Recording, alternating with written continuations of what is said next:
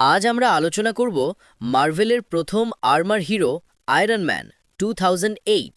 দেখে নিন কিভাবে টনি স্টার্ক তার জীবন বদলে দেয় এবং সুপার হিরো হয়ে ওঠে। টনি স্টার্ক এক ধনী এবং জিনিয়াস উদ্ভাবক।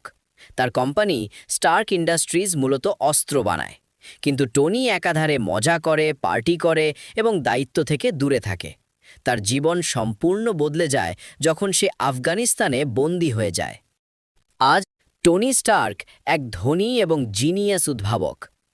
সন্ত্রাসীরা তাকে বন্দী করে এবং তার বুকের কাছে শার্পনেল ঢুকিয়ে রাখে, কিন্তু টনি নিজের বুদ্ধি দিয়ে বানায় আর্ক রিয়্যাক্টর এবং প্রথম আয়রন ম্যান স্যুট। এই স্যুট ব্যবহার করে সে পালিয়ে যায় এবং নিজের জীবন বাঁচায়। এই সময় থেকে টনির ভেতরের বদল শুরু হয়। সে আর অস্ত্র ব্যবসা করতে চায় না। আমেরিকায় ফিরে টনি বানায় আরও উন্নত আয়রন ম্যান স্যুট। লাল সোনালি মার্ক 3 স্যুট পরে সে নিজে লড়াই শুরু করে, কিন্তু ওবাজিয়া স্টেন, টনির পার্টনার, গোপনে শত্রুর সঙ্গে হাত মিলিয়ে নিজের জন্য সুপার স্যুট বানায়, আয়রন মঙ্গার। এর ফলে আসল অ্যাকশন শুরু হয়। টনি এবং ওবাদিয়ার মধ্যে একটি মারাত্মক যুদ্ধ হয়। বুদ্ধি এবং প্রযুক্তির সাহায্যে টনি জয়ী হয় এবং দর্শকরা পায় আইকনিক মুহূর্ত।